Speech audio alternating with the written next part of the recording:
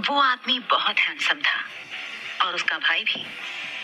उसके साथ जो 4 आदमी और थे वो भी बहुत हैंडसम थे। उनकी गाड़ियां उस आलीशान घर के पार्किंग लॉट में रुकी थी। उस आदमी का एक अलग ही रुतबा था। वो शहर का सबसे अमीर इंसान था। उसका मेन बिजनेस वेपन्स बनाने और उन्हें बेचने का था। वो इंडियन गवर्नमेंट को भी अपने वेपन्स देता था, लेकिन विदेशों में भारी कीमत में बेचता था। उसकी कंपनी के बनाए हुए वेपन्स की पूरी दुनिया में मांग थी। वो कंस्ट्रक्शन का बिजनेस भी करता था। उसके साथ साथ कई और अलग अलग बिजनेस भी करता था। उसे राजा कहना गलत नहीं होगा। वो सच में ही वेपन्स किंग था। कंपनी के बनाए हुए वेपन को दुनिया भर की मिलिट्री एयरफोर्स अपने देश की सुरक्षा के लिए विदेशी सरकारें भी मांगती थी। हथियारों को खरीदने के लिए भी विदेशी सरकारें कितना भी पैसा बहाने के लिए तैयार थीं। उस आदमी की उम्र 33 साल थी। वो बहुत ही यंग, हैंडसम और चार्मिंग था। उस पर अमीर घराने की लड़कियां मरती थीं। यही नहीं, आम लड़कियां भी उससे शादी करना चाहती थी। उसके बारे में ये भी अफवाह थी कि उसे लड़कियां पसंद नहीं हैं। वो गे है, पर ऐसा कुछ नहीं था। वो आदमी ही था, बस वो लड़कियों से दूर रहता था। वो बहुत ज्यादा गुस्से वाला इंसान था। वो गुस्से में बहुत भयानक लगता था। बिजनेस की दुनिया में उसे एक नाम मिला था, मौत का देवता। वो सच में मौत का देवता ही था। अगर उसका दिमाग फिर जाता था तो वो सब कुछ रौंद डालता था। उसके पास अच्छी खासी क्वालिटी टेक्नोलॉजी पावर्स भी थी। मतलब वो एक हैकर भी था। वो इंडिया का वेपन्स किंग था। वो आर्यन खानदान का बड़ा बेटा था। लोग उसके दादाजी और उसकी बहुत इज्जत करते थे। वो बहुत इज्जतदार खानदान से था। वो एहित आर्यन का बड़ा पोता था। उसका नाम अश्वत एहित आर्यन था।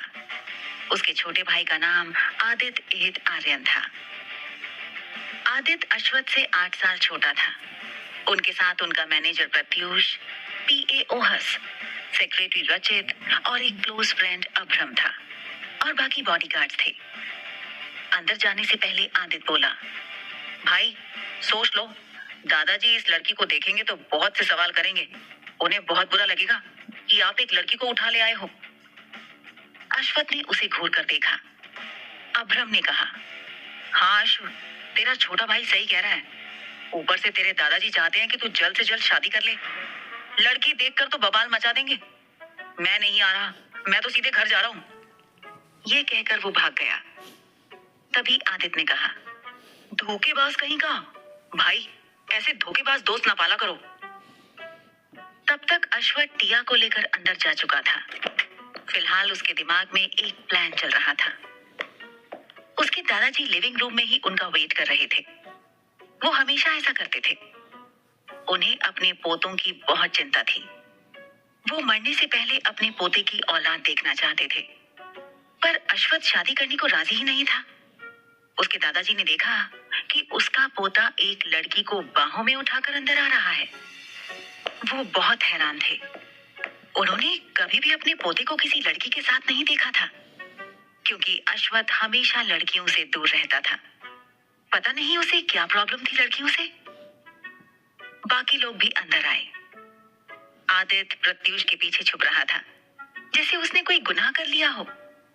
दरअसल बात ये थी कि आदित्य ने थोड़ा सा पी रखा था। अगर उसके दादाजी को पता चलता तो बहुत डांटते और नाराज भी होते। इसलिए वो चुप रहा। दादाजी बोले, ये लड़की कौन है? इसे यहाँ क्यों लाए हो? आदित्य बोला, दादाजी मैं भाई को समझा ही रहा था कि इस लड़की को लाना ठीक नहीं है, लेकिन भाई नहीं माने और ले आए। मैंने कहा था ना भाई, दादाजी नाराज होंगे, अब भुगतो। उनके दादाजी ने आदित्य की बातों का दूसरा ही मतलब निकाल लिया। वो बोले, अच्छा तो 4वीं से शादी ना करने की वजह ये लड़की है? क्या ये तुम्हारी गर्लफ्रेंड है? ये सुनकर सभी शॉक्ड रह गए। अश्वत शांति से बोला, हाँ। ये सुनकर तो आदित्य लगभग बेहोश होने वाला था। उसे समझ ही नहीं आ रहा था कि उसका भाई करना क्या चाहता है, क्योंकि उसे भी लगता था कि उसका भाई गे है। यही नहीं, सब हैरान रह गए। उसके दादाजी बोले, मुझे पहले नहीं बता सकते थे? इसे इतना छुपाने की क्या जरूरत थी? अगर तुम इस लड़की को पसंद करते हो तो इससे ही तुम्हारी शादी कराऊंगा। मुझे फर्क नहीं पड़ता कि ये अमीर है कि नहीं, बस मुझे अपना पड़पोता देखना है। आदित्य मन में सोचने लगा, ये सिचुएशन इतनी क्रिटिकल हो गई है, दादाजी को परपोती या परपोता देखना है। हे भगवान, भाई करना क्या चाहते हो तुम? मुझे तो लगता था आप गे हो या फिर दादाजी को खुश करने के लिए ये सब कर रहे हो। मुझे अच्छे से पता है आप उस मेकअप की दुकान चार्वी को पसंद नहीं करते, इवन किसी भी लड़की को नहीं करते। फिर अचानक इस लड़की में ऐसा क्या दिखा? कहीं पागल वागल तो नहीं हो गए हो? फिलहाल उसे अपना भाई नहीं कोई और नजर आ रहा था। वो झट से बोला, दादाजी, मेरी भाभी प्यारी है ना? तो सब हैरान होकर उसे देखने लगे। दादाजी ने तो टिया को देखा और बोले, बहुत प्यारी है, पर लगता है तुमसे बहुत छोटी है। अश्वथ के बोलने से पहले आदित्य बोला, अरे क्या फर्क पड़ता है, आजकल एज गैप कॉमन है। प्रियंका चोपड़ा को ही देख लो, अपने से 10 साल छोटे लड़के से शादी की है। भाई 33 के हैं और शायद मेरी भाभी ही कोई 21, 22, 23 की होगी। आपको तो खुश होना चाहिए, आपके लिए मेरे भाई पोता बहू लाए हैं। ये सुनकर दादाजी बोले, बात तो सही है, पर 21, 22, 23 का क्या मतलब है? क्या तुम्हें भी सही उम्र नहीं पता? आदित्य बोला, उम्र जानकर मैं क्या करूंगा? दादाजी, कौन सा मुझे आर्मी में सिलेक्शन लेना है? भाई से पूछ लो ना, मुझे भी आज ही पता चला है, उनको एग्जैक्ट एज पता होगी। ये सुनकर सब अश्वथ को देखने लगे। अश्वथ बोला, हम बाद में बात करेंगे, ये बेहोश हो गई है। तभी दादाजी बोले, ठीक है, मैं बहुत खुश हूँ, हम कल तुम्हारी शादी की बात करेंगे। ये सुनकर आदित्य चक्कर खाकर गिरते गिरते बचा। अश्वथ टिया को लेकर चला गया। आदित्य ऐसे खड़ा था जैसे कोई बहुत ही गंभीर विचार विमर्श कर रहा हो। सब चले गए, वही अकेला लिविंग रूम में था। अश्वथ ने एक सर्वेंट ईशना को इंटरकॉम से बुलाया और बोला कि इस लड़की के कपड़े चेंज कर दो। तो ईशना ने हाँ में सिर हिलाया। अश्वथ अपने रूम में ही अटैच स्टडी रूम में चला गया। कुछ देर बाद ईशना आई और वो थोड़ी परेशान थी। अश्वथ बोला, क्या हुआ, कोई परेशानी? तो ईशना बोली, बिग बॉस, बात ये है कि, और वो चुप हो गई। अश्वथ बोला, क्या हुआ? ईशना बोली, बिग बॉस, लगता है उस लड़की पर बहुत जुल्म बरसाया गया है। उसके शरीर पर मारपीट के जख्मों के निशान हैं। वो अभी भी ताजे हैं। शायद एक दिन पहले उसे बुरी तरह से मारा गया है। अश्वथ सीधे बेडरूम में आया और देखा ईशना ने टिया को पीठ के बल लिटा दिया था और उसके शरीर को ब्लैंकेट से ढक रखा था। अश्वथ ने ब्लैंकेट हटाकर सिर्फ टिया के पीठ को ही देखा।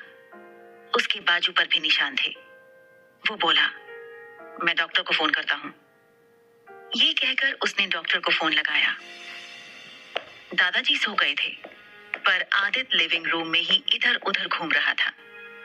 जब उसने डॉक्टर नैना को आते देखा, वो सोचने लगा, डॉक्टर नैना आधी रात को आर्यन पैलेस में क्या कर रही है?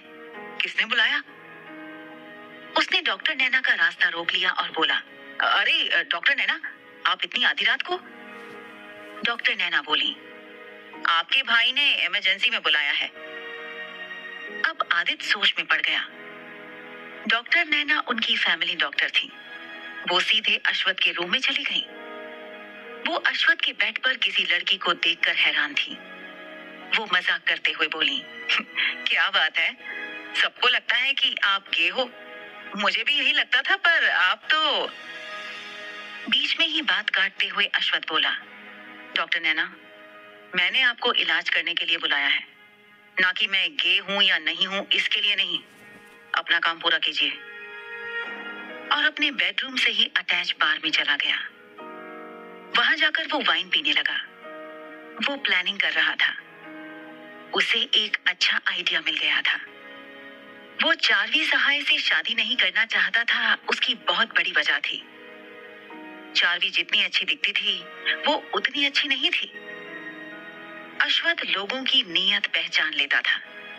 उसकी अपनी नजरों से चार्वी भी नहीं बच पाई थी, पर चार्वी ने उसके दादाजी का दिल जीत लिया था। उसने टिया की फोटो क्लिक कर रखी थी और कुछ देर पहले ही अपने डिटेक्टिव विक्टर को उसके बारे में इंफॉर्मेशन निकालने के लिए कह दिया था। टिया फिलहाल उसके लिए चार्वी से बचाने वाली एक तलवार थी। उसके दिमाग में बहुत ही खतरनाक प्लान चल रहा था। ये प्लान टिया को कोई नुकसान नहीं पहुंचाने वाला था। फिलहाल टिया की जिंदगी बदलने के लिए काफी था। एक झटके में उसकी जिंदगी बदलने वाली थी। उसके लिए तो अश्वथ एहित आर्यन एक मसीहा था, जिसने उसकी इज्जत बचा ली थी। पर अश्वथ राक्षस से कम नहीं था। वो बहुत खतरनाक था। अश्वथ के दिमाग में क्या चल रहा था, ये तो वही जानता था। सुबह बेडरूम की खिड़की से लगे पर्दों से चलते हुए सूरज की किरणें टिया के चेहरे पर पड़ने लगी। टिया की आंखें खुलने लगी। उसने चारों तरफ देखा। खुद को कहीं और देखकर वो घबरा गई और तुरंत उठ गई। अश्वथ बेडरूम के सोफे पर बैठकर अपनी गोद में लैपटॉप लेकर काम कर रहा था। टिया ने खुद को देखा और जल्दी से ब्लैंकेट से खुद को ढक लिया। दरअसल उसके घाव पर दवाई लगाने के बाद उसे कपड़े नहीं पहनाए गए थे। टिया उल्टा पुल्टा सोचने लगी। उसकी नजर काम कर रहे अश्वथ पर पड़ी। वो आंखें फाड़ फाड़ कर देखे जा रही थी। उसने अपनी जिंदगी में इतना हैंडसम इंसान नहीं देखा था। अश्वथ के चेहरे पर अलग ही नूर था, जो उसे सबसे अलग बनाता था। टिया को रात की याद आई। वो सोचने लगी कि जिसने उसे बचाया, शायद उसी ने उसका फायदा भी उठाया। वो अपनी किस्मत को कोसने लगी। अश्वथ ने नजरें उठाकर उसे देखा और कहा, तो तुम उठ गई। उसने टिया का फेस देखकर ही पता लगा लिया था कि टिया क्या सोच रही है। उसने लैपटॉप कॉफी टेबल पर रखा और उठकर उसकी तरफ आने लगा। टिया घबरा गई और ब्लैंकेट कसकर पकड़कर पीछे सरकने लगी। अश्वथ बेड के पास आया और बोला, कुछ भी उल्टा पुल्टा सोचने की जरूरत नहीं है। मैंने तुम्हारे साथ कुछ भी नहीं किया है।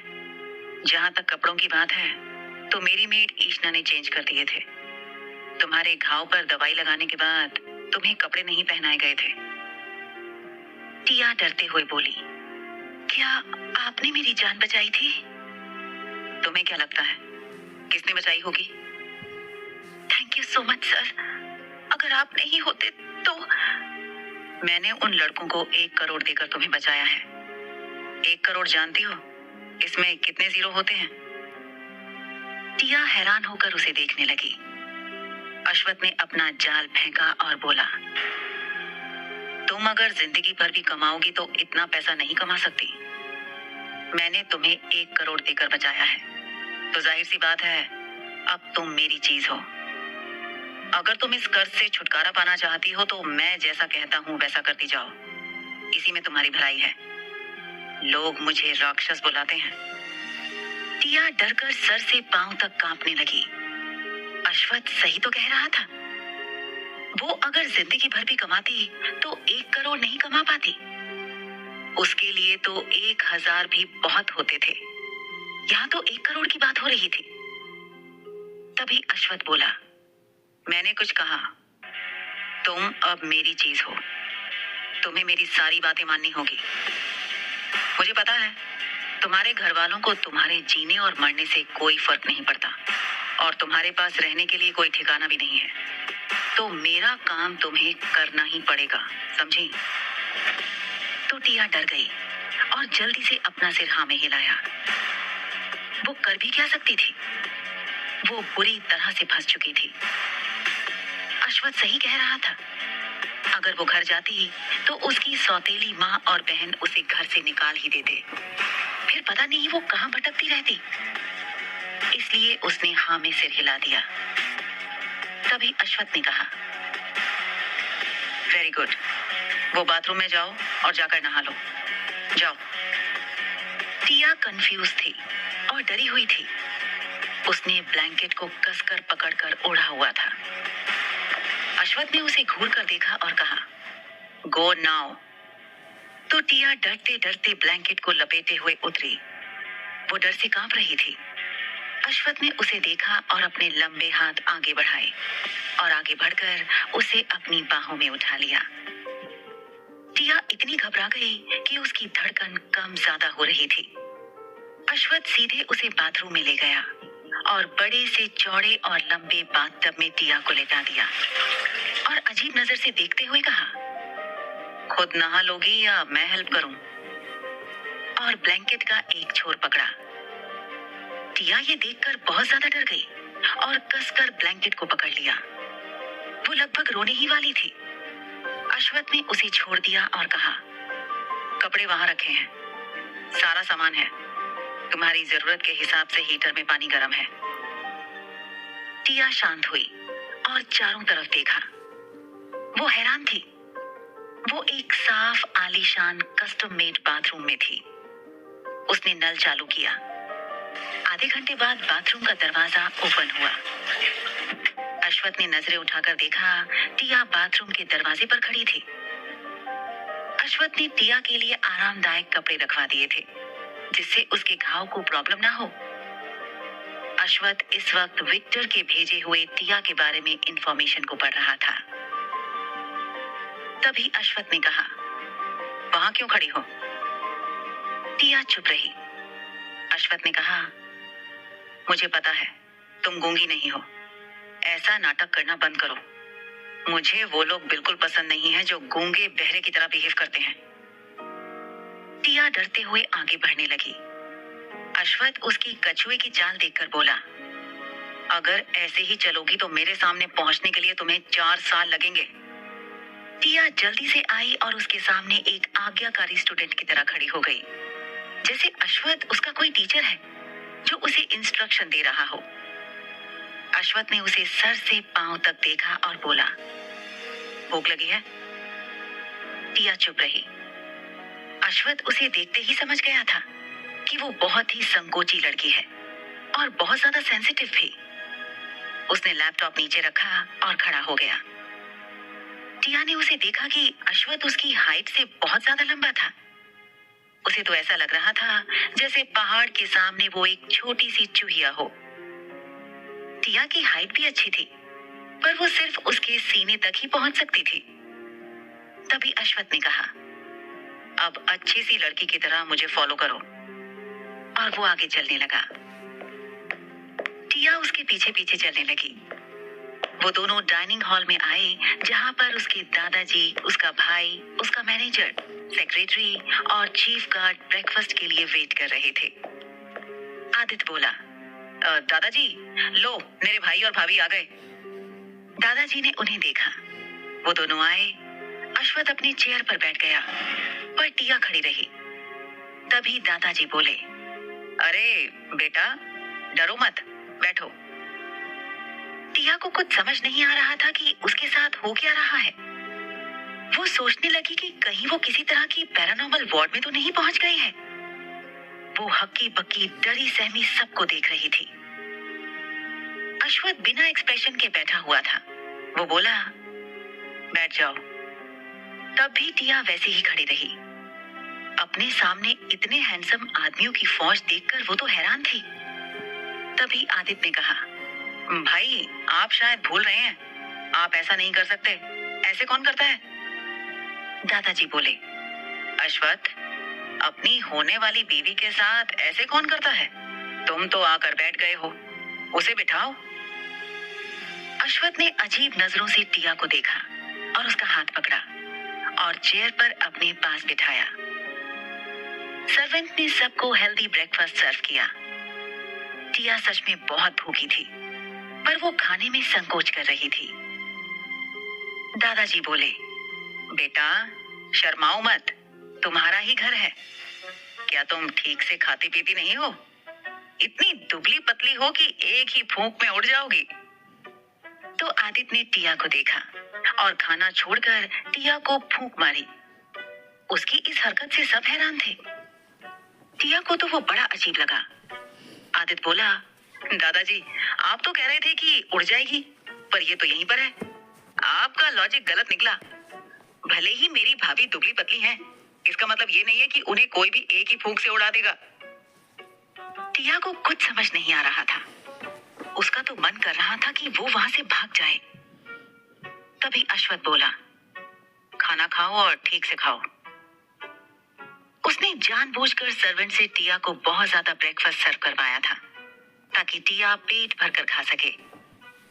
टिया धीरे धीरे खाने लगी। ब्रेकफास्ट सच में हेल्दी और टेस्टी था। उसकी नजर आदित्य पर पड़ी, जो बड़े अजीब तरीके से खाना खा रहा था। उसकी हंसी छूट गई। सब उसे ही देखने लगे। जब वो हंस रही थी, वो बहुत प्यारी लग रही थी। सब उसे ही देखने लगे। फिर सबने आदित्य को देखा, जो खाए जा रहा था। उसे होश ही नहीं था। दादाजी और अश्वथ को छोड़कर सब हंसने लगे। आदित्य सबको हंसता देखकर बोला, ऐसे क्या हंस रहे हो? कोई जोकर देख लिया क्या? तो प्रत्युष अपना पेट पकड़कर बड़ी मुश्किल से बोला, ओह माय गॉड, आदि, तुम ऐसे खाना खाते हो? So funny. आदित्य बोला, इसमें फनी क्या है? ये तो मेरा स्टाइल है। फिलहाल वो अपनी बेइज्जती नहीं करवाना चाहता था।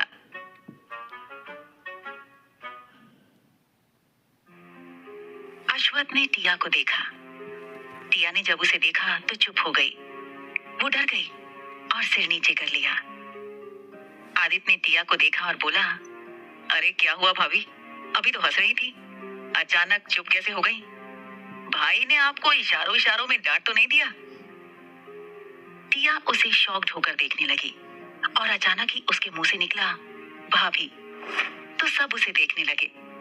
दादाजी बोले, बेटा, तुम मेरे पोते की गर्लफ्रेंड हो ना? ये सुनकर टिया लगभग बेहोश होने वाली थी। वो चौंक कर बोली, गर्लफ्रेंड किसकी? तो दादाजी अश्वथ को अजीब नजरों से देखने लगे। आदित्य अपने भाई के बचाव में बोला, अरे मेरी प्यारी भाभी, क्या आप भी? अच्छा, मैं तो भूल गया। आप इसलिए ऐसा बोल रही हैं ना क्योंकि भाई के साथ आपका झगड़ा हो गया है?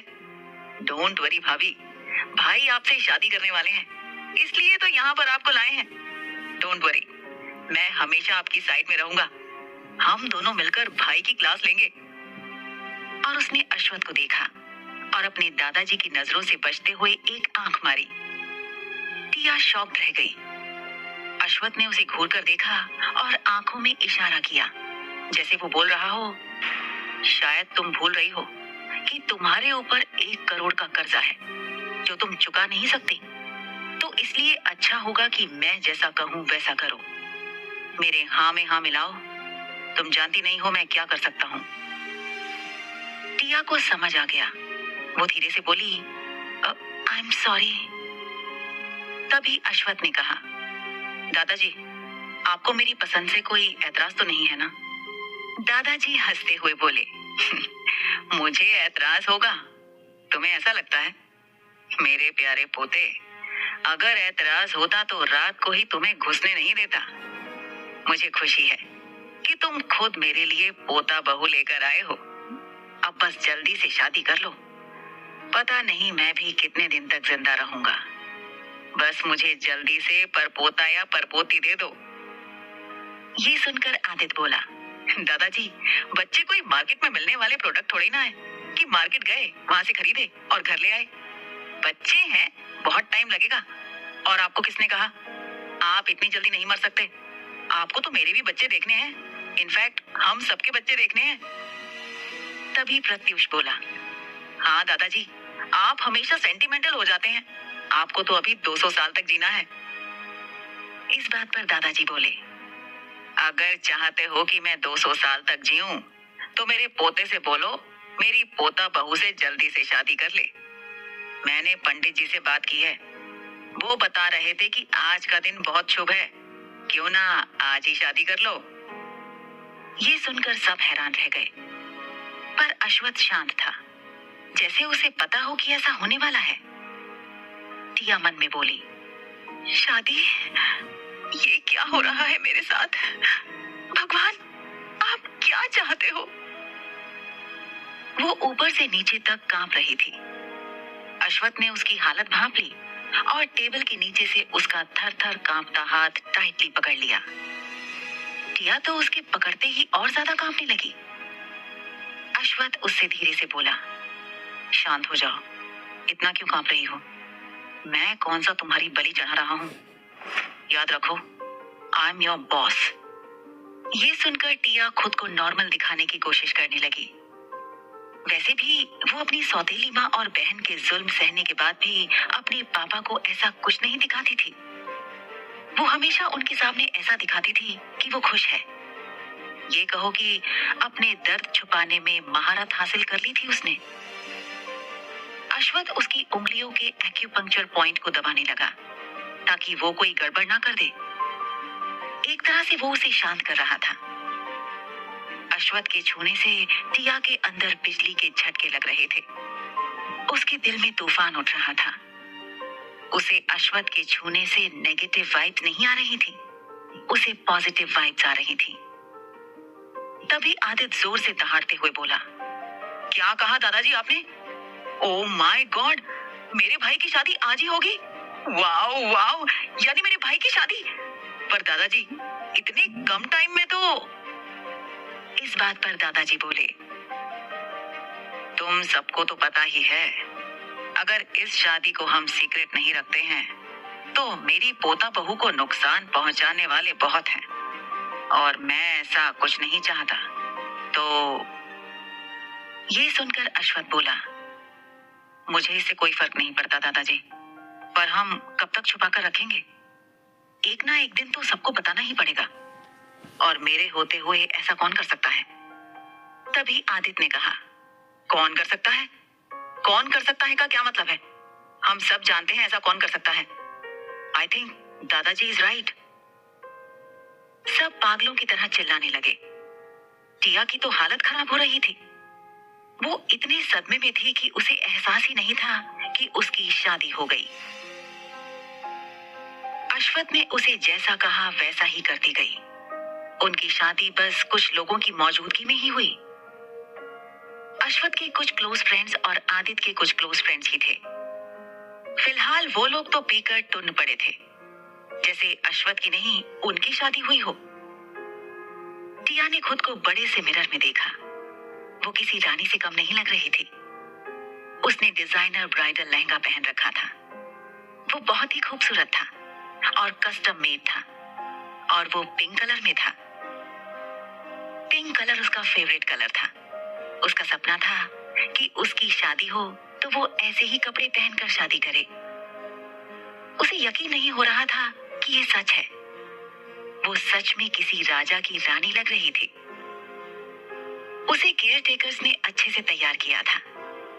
उसने अपने मांग पर लगे सिंदूर को देखा।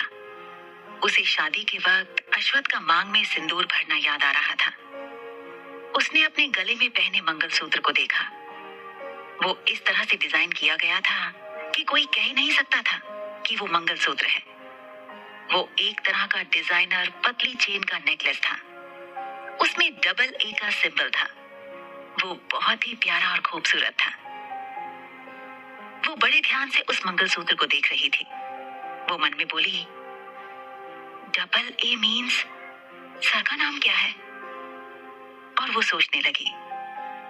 तभी अश्वथ बाथरूम से नहाकर बाथरोब पहनकर बाहर आया और बोला, double A means Ashwath Aryan. तो टिया आवाज सुनकर डर गई और हड़बड़ाकर वहीं गिर पड़ी। उसने सिर उठाकर अश्वथ को देखा, जो टॉवल से अपने बालों को सुखाते हुए उसे अजीब नजरों से देख रहा था। वो बोला, इतना डरने की जरूरत नहीं है। तुम्हारे साथ मैं कोई जबरदस्ती नहीं करने वाला। तुमसे शादी करने का मेरे पास एक सॉलिड रीजन है, और जैसा कि मेरा तुम पर 1 करोड़ का कर्ज है, तो तुम वही करोगी जो मैं कहूंगा, समझी? तो टिया ने जल्दी से हाँ में सिर हिलाया। तभी अश्वथ बोला, तुम कुछ बोलती क्यों नहीं? ऐसे गूंगी बहरी की तरह रिएक्ट करती रहती हो। तभी टिया डरते हुए बोली, जी जी जी मैं समझ गई। चलो मैं तुम्हें क्या करना है वो समझाता हूँ।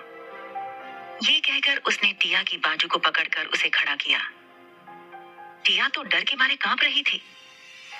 अश्वथ ने उसे सोफे पर बैठाया और खुद भी बैठ गया और बोला, तुम्हें मेरी सारी बातें माननी पड़ेंगी।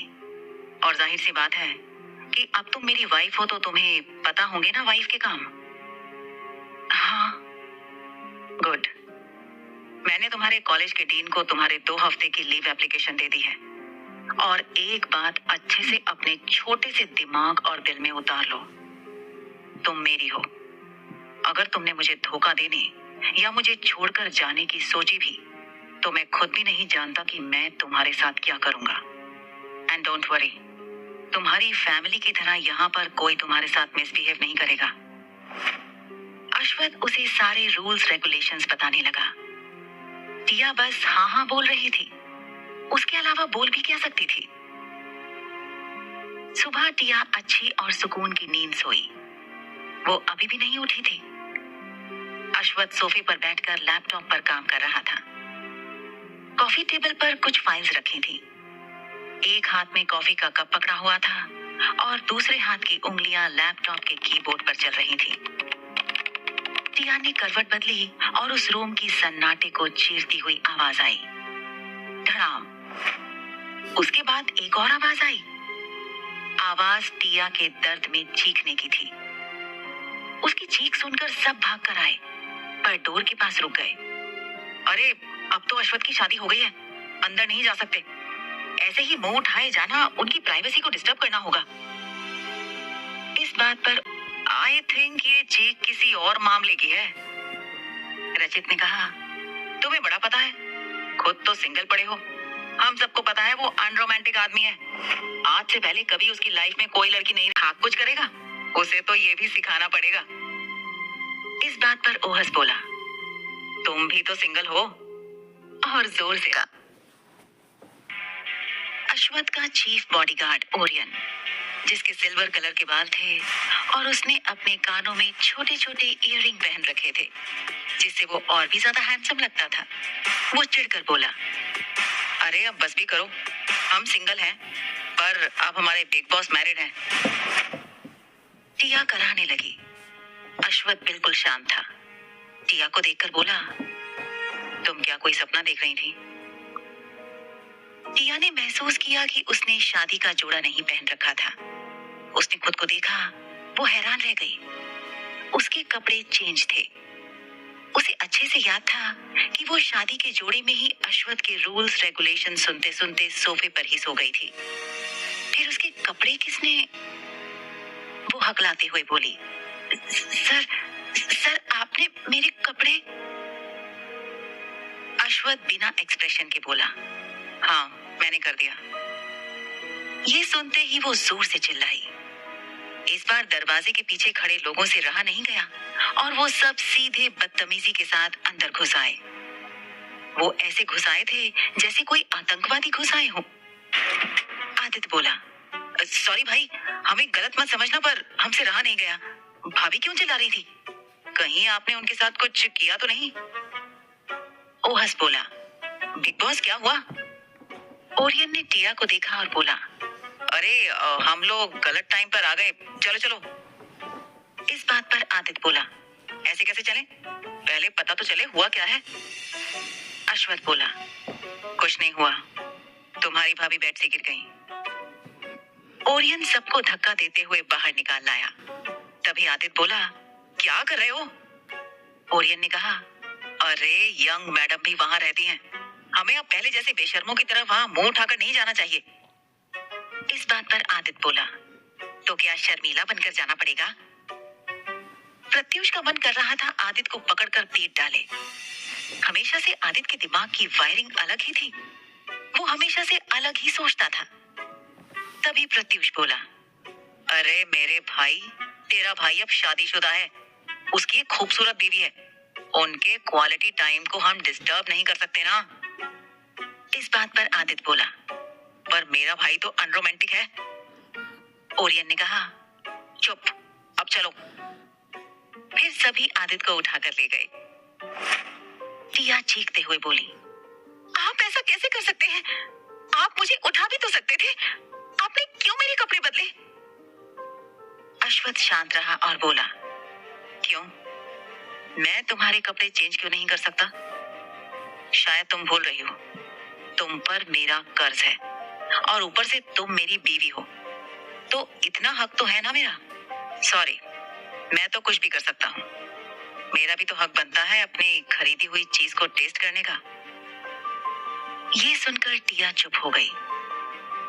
अश्वथ ने कहा, इतना शर्मिंदा होने की जरूरत नहीं है, मैंने ही देखा है, किसी और ने नहीं।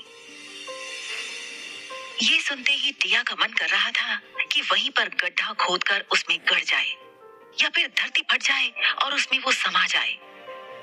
वो झेप गई। अश्वथ ने टिया को प्रिंसेस नाइट गाउन पहना दिया था।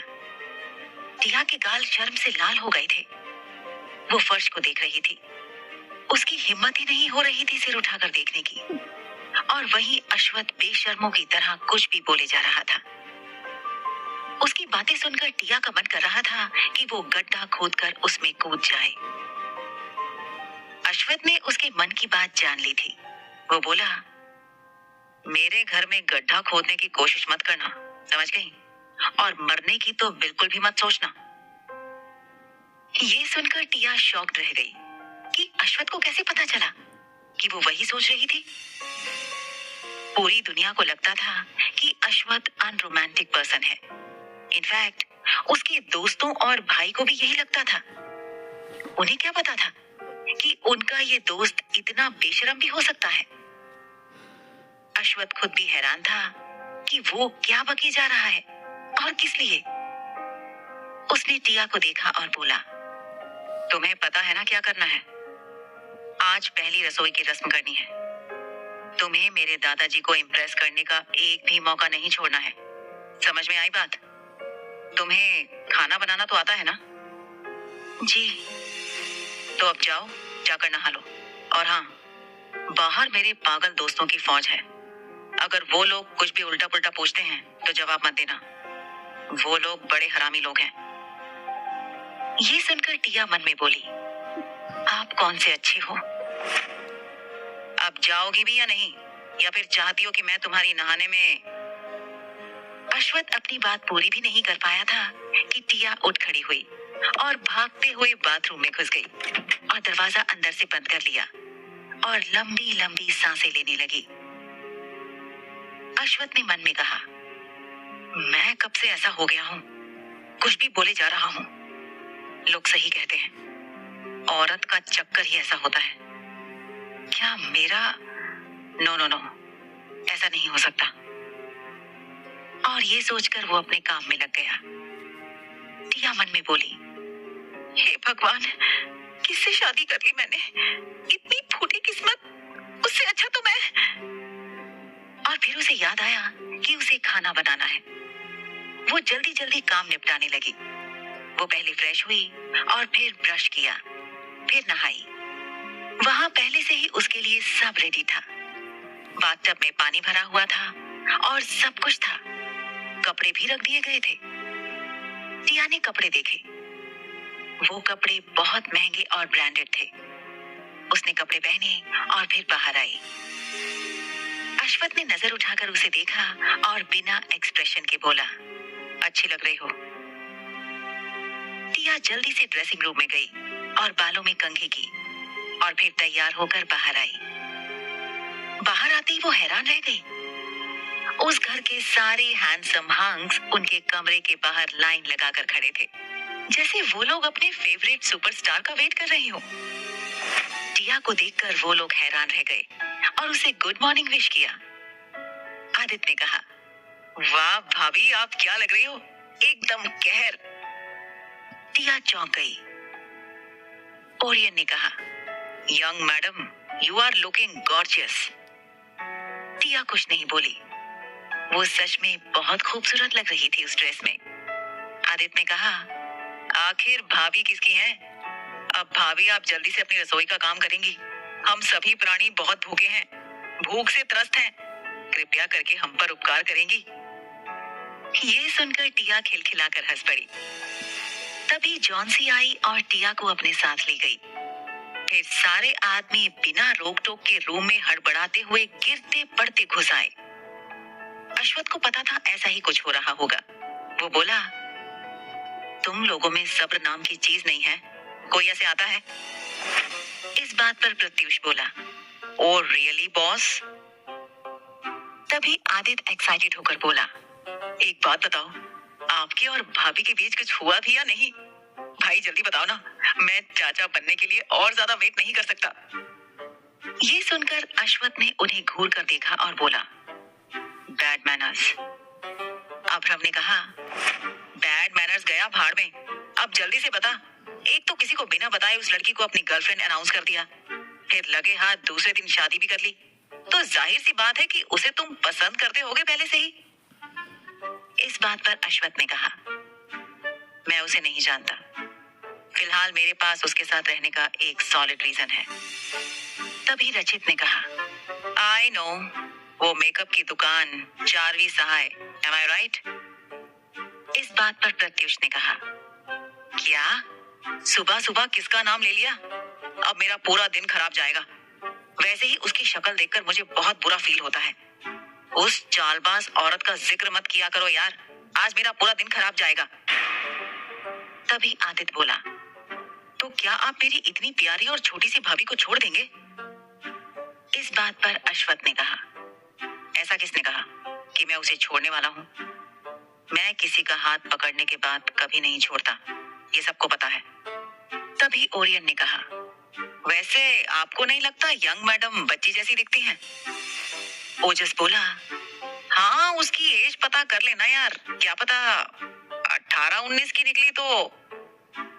इस बात पर अश्वत्थ ने कहा, वो 23 साल की है। ओरियन ने कहा, वो 23, तुम 33, वाह क्या बात है, इतनी छोटी लड़की। क्यों, खुश नहीं हो? अब तुम लोगों को सिंगल नहीं रहना पड़ेगा। तभी प्रत्युष ने कहा, तुम्हारे बच्चे देखने के बाद ही शादी करेंगे। अश्वत्थ सोचने लगा कि उसने ऐसे कौन से अच्छे काम किए हैं जो ऐसे दबंग पागड़ बिल्ले मिले हैं। वो कुछ नहीं बोला। तभी रचित ने कहा, बताइए ना बॉस, और दांत दिखाते हुए हंसने लगा। अश्वत्थ ने कहा, बत्ती सी दिखाना बंद करो, वो अभी बहुत छोटी है और उसका ग्रेजुएशन कंप्लीट नहीं हुआ है, ये अच्छी बात नहीं होगी। बात तो सही है, पर यंग मैडम का नाम क्या है? टिया आनंद अग्रवाल। इस बात पर ओजस ने कहा, आगे? और खुद ही फाइल ले ली और पढ़ने लगा। नाम टिया आनंद अग्रवाल, पिता हृदय अग्रवाल, माँ उज्जवल आनंद। ये सुनकर ओरियन बोला, उज्जवल आनंद? ओ नो, मतलब यंग मैडम फेमस आर्टिस्ट उज्जवल आनंद की बेटी है। मेरे डैड उनके बहुत बड़े फैन थे। वो जो भी पेंटिंग बनाती थी ना, ऐसा लगता था कि वो अभी जी उठेगा। मेरे डैड तो उनकी हर पेंटिंग खरीदते थे, पर बहुत सालों बाद पहले जब वो वर्ल्ड फेमस आर्टिस्ट बनने वाली थी, अचानक वो गायब हो गई। इस बात पर आदित्य बोला, मेरे पास भी बहुत सारी पेंटिंग है, मॉम ने खरीदी थी। तभी अश्वत्थ ने कहा, उज्जवल आनंद अब इस दुनिया में नहीं है। ये सुनकर सब शॉक्ड रह गए। अहीम ने कहा, यंग मैडम की सौतेली माँ सौतेली बहन भी है, ये क्या चक्कर है? और ओजस से फाइल ले ली और जल्दी जल्दी खुद ही मन में पढ़ने लगा और बोला, ये हृदय अग्रवाल तो बड़ा कमीना निकला। शादीशुदा होते हुए भी मिस आनंद के साथ चक्कर चलाया। बेचारी ने अपना करियर छोड़ दिया उनके लिए। ओह माय गॉड, प्यार लोगों से क्या क्या करवाता है। मतलब यंग मैडम उनकी नाजायज औलाद है। हृदय अग्रवाल तो एसके कंपनी के मैनेजर की पोस्ट पर है ना? तो ओहस हाँ बोला।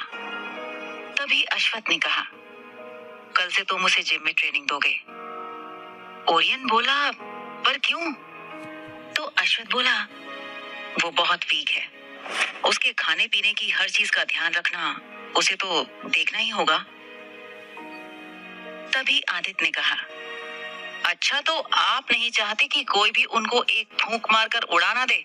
गाइस, वीडियो पसंद आए तो चैनल को ज़्यादा सपोर्ट करें और लाइक एंड सब्सक्राइब ज़रूर करें। मिलते हैं नेक्स्ट वीडियो में।